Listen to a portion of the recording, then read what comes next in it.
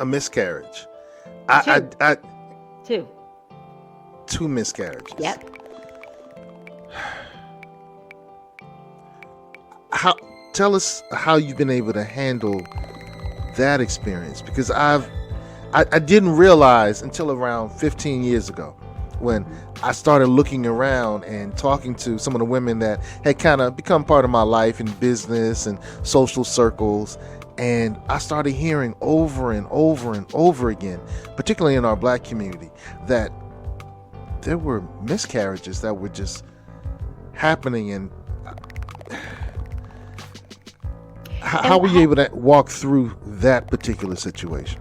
well, it really was sisterhood for me because I had a very, very close friend that had experienced the same thing multiple times, and she was there for me to really kind of walk me through that journey. Because even when you're married, your spouse doesn't necessarily know what to say, your friends don't know what to say unless you have gone through that situation.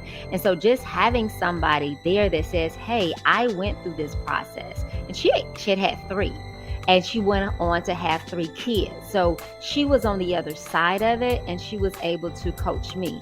But it was still very difficult for me because I felt like I failed, like I was not able to do what a woman was supposed to do. So it was a lot of prayer.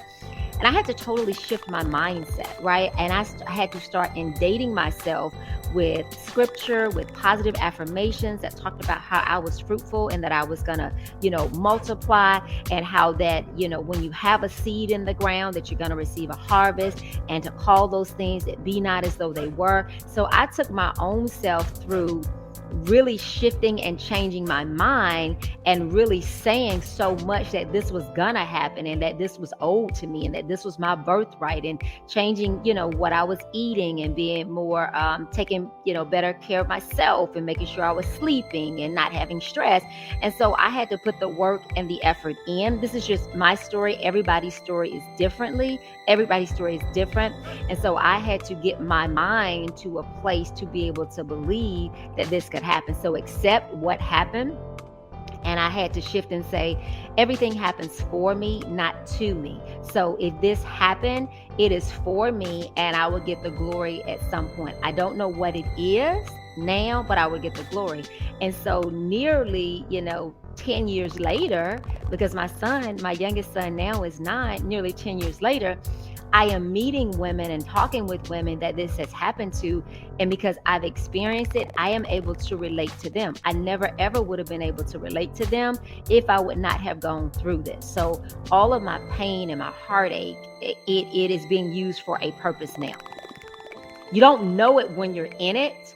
It could be years later before you understand what the purpose is. So I had shifted from why me? Like when it first happened, I was like, why me? I am a good woman. I'm a good person. Why me?